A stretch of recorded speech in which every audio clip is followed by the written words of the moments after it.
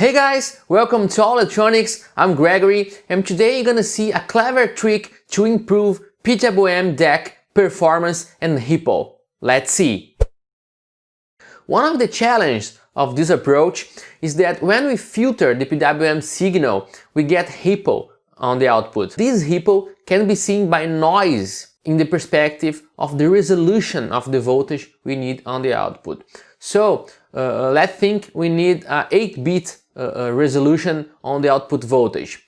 Or ripple, or filtered ripple on the output of the filter cannot be higher than 20 millivolts for an 8-bit signal. And if we need 10-bit resolution, we need to filter the PWM signal with a longer time constant on the filter to get the ripple down to something about 5 millivolts peak to peak. If we need resolution, we need a very narrow low-pass filter at the output. And a narrow filter will give us long time constants. The problem with long time constants is that we cannot get fast response when changing the output voltage.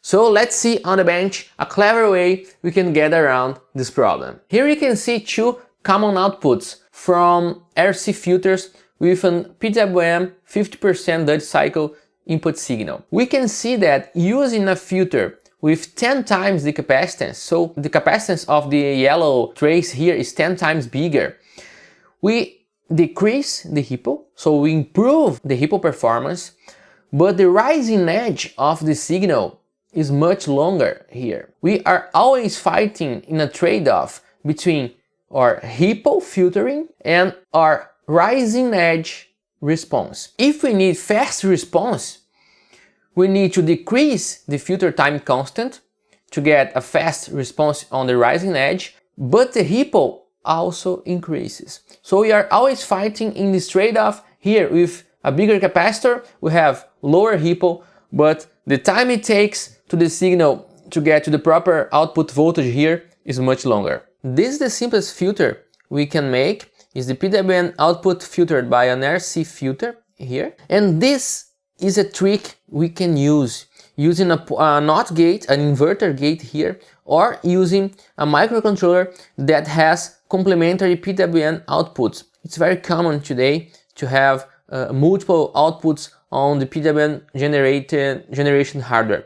So if we invert one of the PWM signals and inject the same amount of current on the output node here, as the inverter is inverting, we are cancelling all the ripple on the output. Remember that the only DC path to the DC output voltage is the main path here. The inverted path do not have DC output, so this inverted section here will cancel the ripple on the output. When the ripple is increasing on the output, we are taking off current from this branch, and when the ripple is decreasing on the output, we are putting current on the branch. Using this technique, we can lower the capacitance and decrease the time constant of the filter. In this way, we are gaining rising edge performance, but maintaining the output ripple we need to get the resolution to the project. I made a quick circuit here so we can test this. We have one of the branches is the normal RC filter, and the other branch has the inverted path to cancel the ripple. And we're gonna measure the ripple with an AC millivolt meter. There is this equipment here. This equipment has gain only in AC, so we're gonna see only the ripple here on the scale, and it goes to millivolts and even microvolts, so we can get a very accurate reading of only the ripple of the output signal. The main square wave will be generated by this Rigel generator and is fed on the input of our circuit. Here we are using a 40 kHz signal, and the green is the output of the cancellation technique, and the yellow is the single output RC filter. We can see that for 40 kHz, the ripple of the green of the inverter, of the cancellation technique is higher than the single RC filter. This is very interesting, and you're gonna understand this in a moment. But we can see that the yellow signal has the characteristics of an integrator output. So we have the normal 20 dB decade of the RC filter here that is integrating the PWM signal. But with PWM cancellation technique, we have a sine wave. This is a clue that this is not working as a first order filter. And what we really made is increased the order of the RC filter. You need to think that with the cancellation technique I used lower capacitors to decrease the time constant and get faster response at the output. So we need to find the magical frequency where the 20 dB decade slope of the first order RC filter of the yellow line will intersect the response of the cancellation technique. Above this magical frequency, we're gonna get a much faster decrease on the cancellation technique than on the first order RC filter. And at this moment, we're gonna get an improvement on ripple without losing rising edge performance. Let's increase the frequency. With 70 kHz, we are getting almost the same ripple here, and you can see this with the AC millivolt meter. The black pointer is the cancellation technique and the red pointer is the normal first order filter. We can see that with 70 kHz, the ripple of the cancellation technique is greater than the first order. Let's continue to increase the frequency. Let's see, let's go to 8 kHz, 9 kHz, 100 kHz. On 100 kHz, we are crossing the line where the cancellation technique will get better than the first order filter. Let's see now if we increase even more the frequency. Here with 200 kHz, we can see a very interesting effect. This would be equivalent to increase the capacitor here, but remember, we decreased the capacitor. Even with a much better ripple response, we have faster rising edge response. Let's see this on the scope. To see the rising edge response, we're gonna do a single trigger and enable the PWM now. Whoa, it looks like magic. Look at this. We have a much faster output response of the signal, so we can use this signal here to control output voltage of power supplies in automatic gain controllers with a much faster response and with much less ripple, as we saw on the AC millivolt meter. Here we increased a lot the capacitance to get the ripple down, but we sacrificed our rising edge response. In the place of an inverter gate, we're gonna use an inverter amplifier with the gain of 1. So this amplifier here is inverting the signal that's put on the input here. Almost equal to the inverter gate, but this is a linear circuit. So any linear signal we put here, we're gonna get on the output. This inverted signal is feeding or cancelling RC branch here, and we're gonna input a noise source here. So with a noise source, we're gonna excite all the frequency, all the spectrum, and exciting all the spectrum, we can use an FFT on the output to get the bold response of this circuit. Because with white noise on the input, we are exciting all the frequencies with the same equal energy, and using the FFT, we're gonna see the energy at the output on each beam frequency.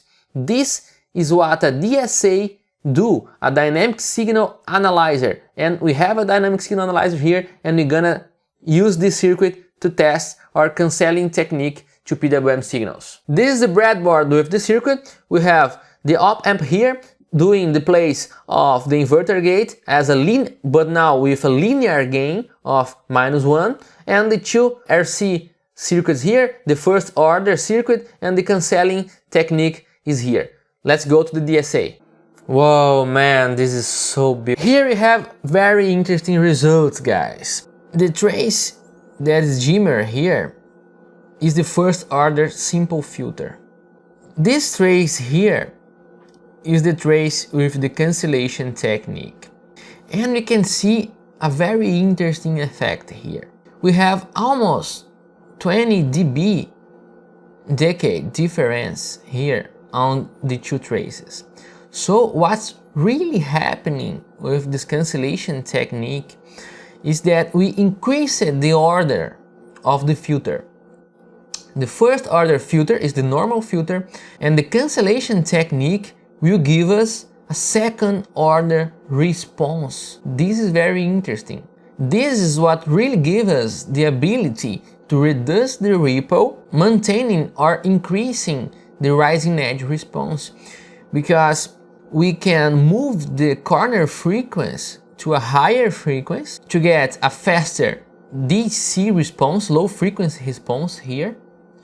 And always when the second order crosses the first order response, we're gonna get lower ripple. So it doesn't matter what frequency we put the corner frequency here, will exist one frequency that has the crossing line. Here I increased the first order filter so as to simulate that I was trying to decrease the ripple, and we can see that even increasing the time constant of the filter, the cancellation technique will be better at this frequency here. At this frequency, when we have the transition from the 20 dB slope and the 40 dB slope, we're gonna cross in the bold plot and you're gonna get better response. One of the advantages of this technique is that you can have a much stronger output impedance here, because you have two branches that are driving the output. We can think we can get the same response using a second order filter with two cascaded stages. But remember, if we're gonna cascade stages, we can cascade a stage on the output of the cancelling PWM to get a third order filter here.